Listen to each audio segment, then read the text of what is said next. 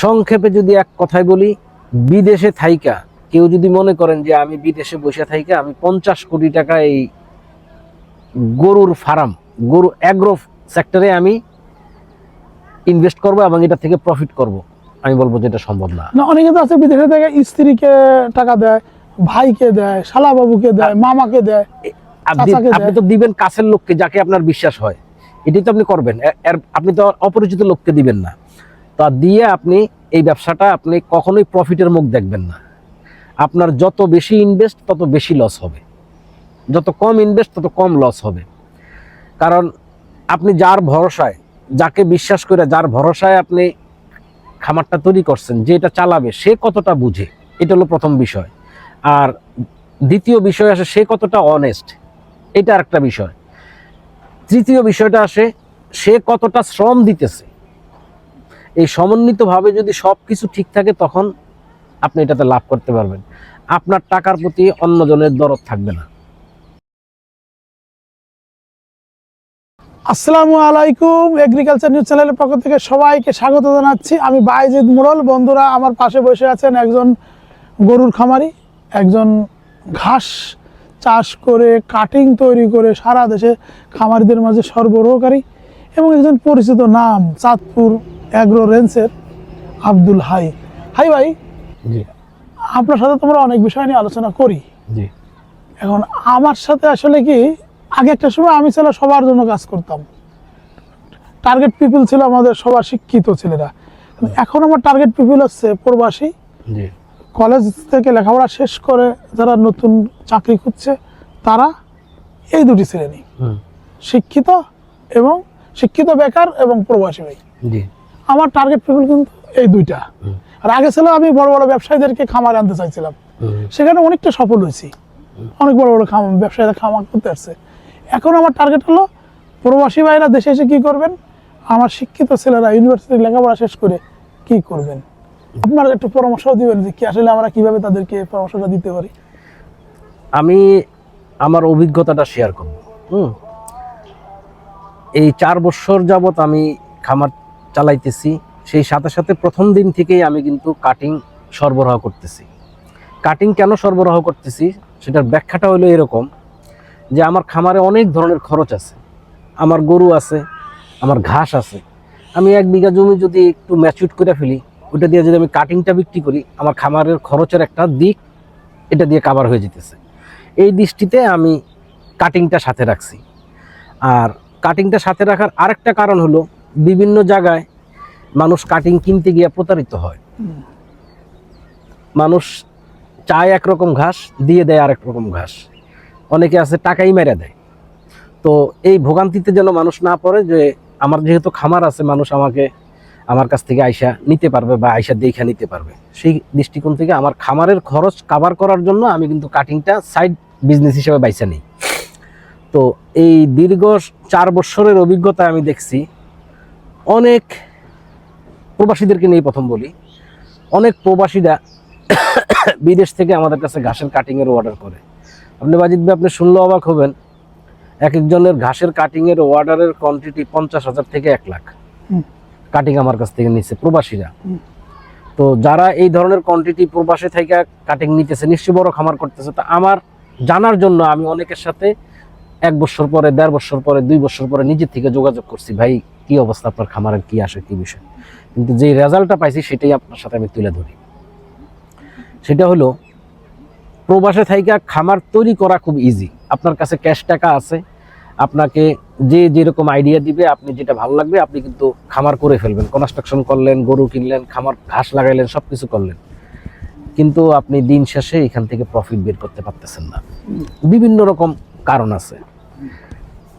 সংক্ষেপে যদি এক কথায় বলি, বিদেশে থাইকা কেউ যদি মনে করেন যে আমি বিদেশে বসে থাইকা আমি 50 কোটি টাকা এই গরুর ফার্ম, গরু অ্যাগ্রো সেক্টরে আমি ইনভেস্ট করব এবং এটা থেকে প্রফিট করব, আমি বলবো যে এটা সম্ভব না। অনেকে তো আছে বিদেশে থেকে স্ত্রীকে টাকা দেয়, ভাইকে দেয়, শালা বাবুকে দেয়, মামাকে দেয়।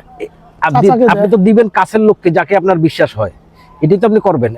আপনি তো অপরিচিত লোককে দিবেন না। তা দিয়ে আপনি এই ব্যবসাটা আপনি কখনোই প্রফিটের মুখ দেখবেন না। আপনার যত বেশি ইনভেস্ট তত বেশি লস হবে, যত কম ইনভেস্ট তত কম লস হবে।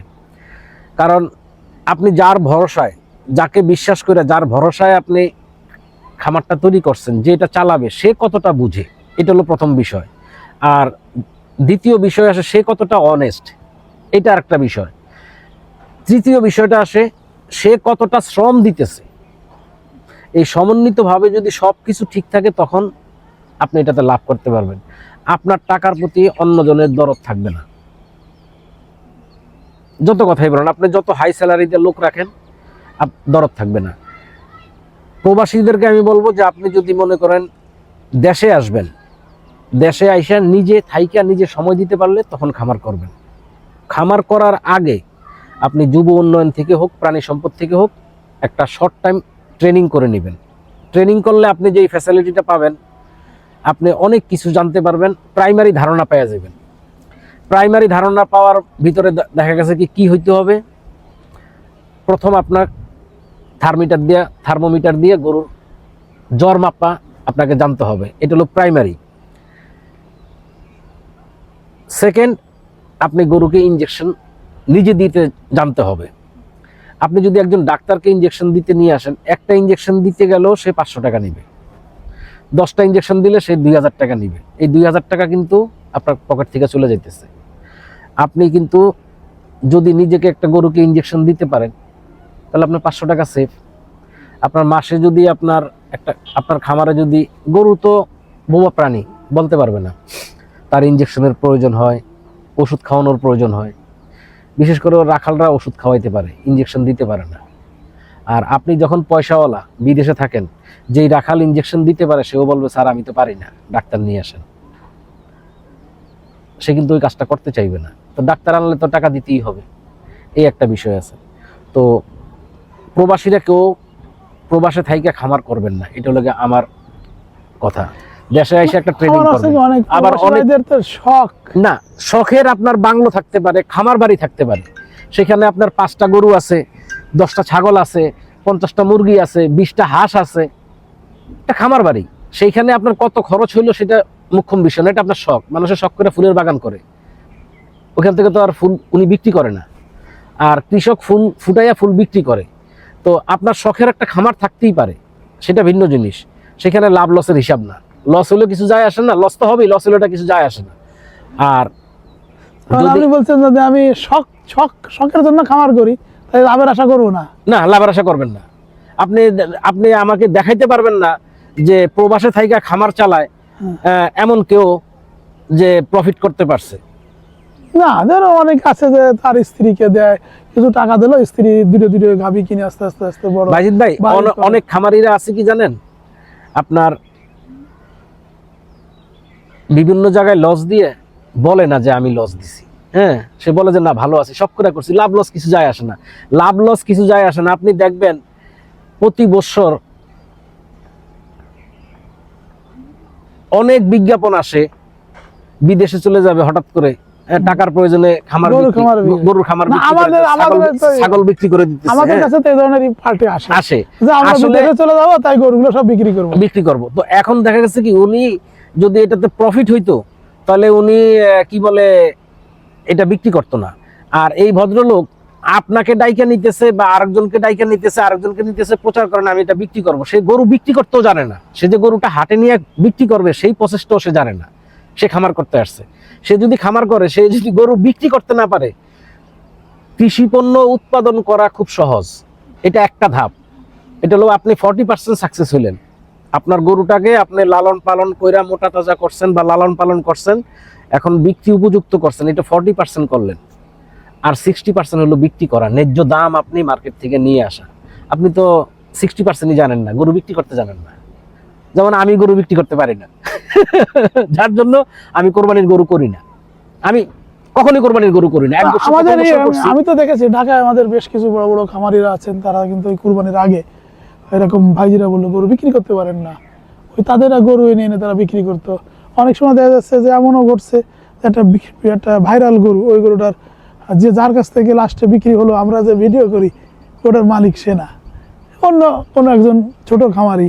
তারা আবার আমাদের জানায় স্যার গরুটা তো আমার ছিল, আমার 5 লাখ টাকা দিয়ে দিল, উনি নিয়ে বিক্রি করে উনি নেছে তো 10 লাখ। ঠিক আছে, তা এরকম ঘটে। তো ভাইজিরা বললেন যে প্রবাসীরা কেউ প্রবাসী থেকে খামার করবেন না। আমার একটু দ্বিমত থাকলেও তার সাথে অনেক জায়গায় সে যুক্তি যেমনভাবে দেখাইছে বিরোধিতা করতে পারছি না। এরপরে যেটা বললেন যে আমাদের যারা এই শখ, তাহলে উনি বললেন যে ভাই শখ থাকলে লাভের আশা করবেন না।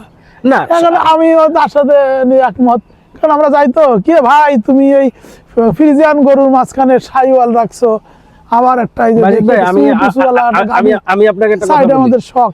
একটা কথা বলি, এমনও উদাহরণ আমার কাছে আছে।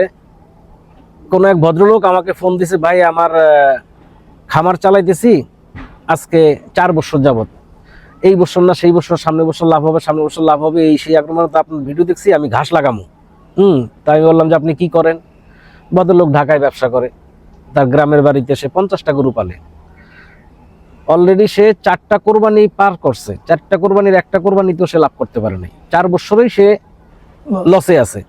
এখন সে উদ্যোগ নিছে যে আপনার নতুন করে সে আরো ঘাস লাগাবে, ঘাস লাগাইয়া প্রজেক্ট আরো বড় করবে। ঘাসের কাটিং বিক্রি করে ই করবে নাকি? না, ঘাস বেশি করে লাগাইয়া সে প্রজেক্ট আরো বড় করবে বা এই গরুগুলোকে পালবে।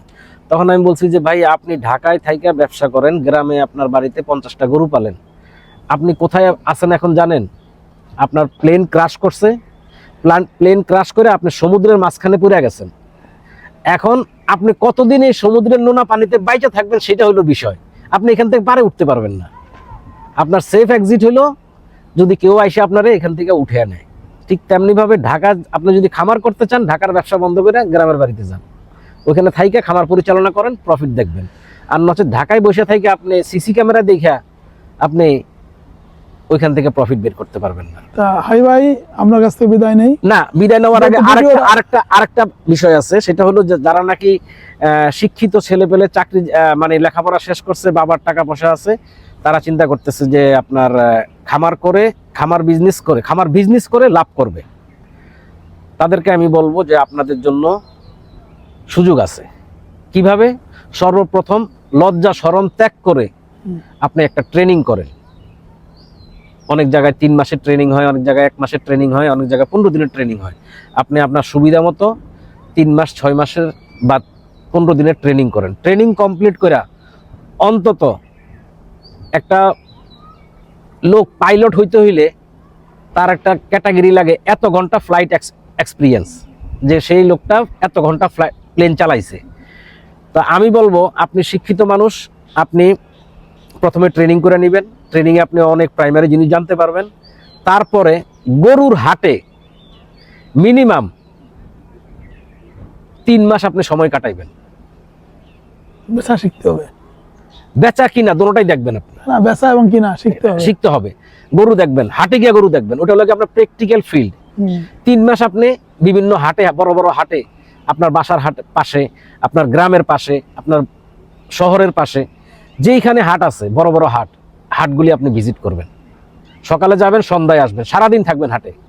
হাটে গিয়া ওই চায়ের দোকানে বসে থাকবেন তা না, হাটের ভিতরে আপনি থাকবেন। এইভাবে 3 মাস আপনি, এটা হলো ফিল্ড এক্সপিরিয়েন্স। আপনি ফিল্ডের থেকে এই এক্সপিরিয়েন্সটা নেবেন। নেওয়ার পরে আপনি সিদ্ধান্ত নেবেন যে আপনি কতটা শিখছেন। আপনার কাছে তো টাকার অভাব নেই, টাকা আপনার কাছে আছে, তখন আপনি খামার করার চিন্তা করবেন। আর দুঃখের বিষয় আর একটা, শিক্ষিত এবং সমর্থবান লোকদেরই সুযোগ আছে বাংলাদেশকে কিছু দেওয়ার এই সেক্টরে। সেটা কি?